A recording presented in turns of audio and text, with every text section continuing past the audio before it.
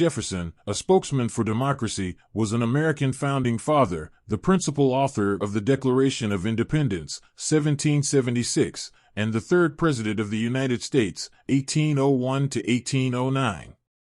In the thick of party conflict in 1800, Thomas Jefferson wrote in a private letter, "I have sworn upon the altar of God eternal hostility against every form of tyranny over the mind of man." This powerful advocate of liberty was born in 1743 in Albemarle County, Virginia, inheriting from his father, a planter and surveyor, some 5,000 acres of land, and from his mother, a Randolph, high social standing. He studied at the College of William and Mary, then Reed Law. In 1772 he married Martha Wales Skelton, a widow, and took her to live in his partly constructed mountaintop home, Monticello. Freckled and sandy-haired, rather tall and awkward, Jefferson was eloquent as a correspondent, but he was no public speaker. In the Virginia House of Burgesses and the Continental Congress, he contributed his pen rather than his voice to the patriot cause. As the silent member of the Congress, Jefferson, at 33, drafted the Declaration of Independence. In years following, he labored to make its words a reality in Virginia. Most notably, he wrote a bill establishing religious freedom, enacted in 1786.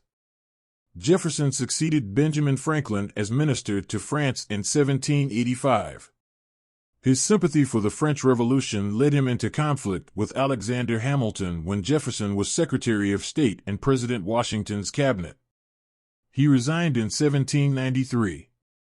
Sharp political conflict developed, and two separate parties, the Federalists and the Democratic Republicans, began to form.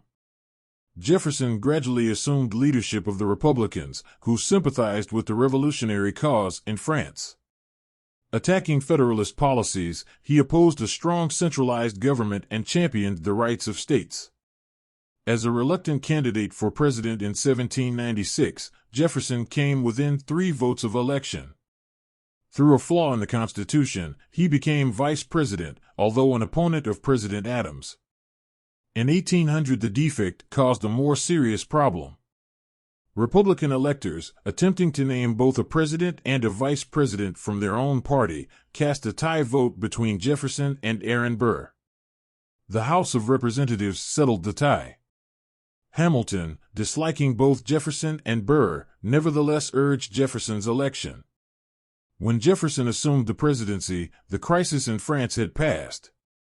He slashed Army and Navy expenditures, cut the budget, eliminated the tax on whiskey so unpopular in the West, yet reduced the national debt by 1/3. He also sent a naval squadron to fight the Barbary pirates, who were harassing American commerce in the Mediterranean.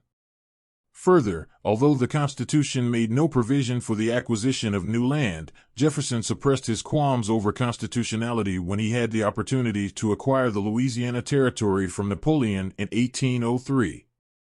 During Jefferson's second term, he was increasingly preoccupied with keeping the nation from involvement in the Napoleonic Wars, though both England and France interfered with the neutral rights of American merchantmen.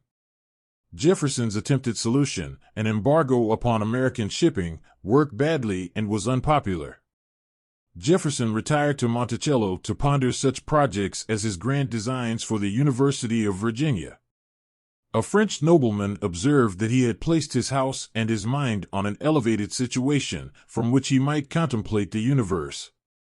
He died on July 4, 1826.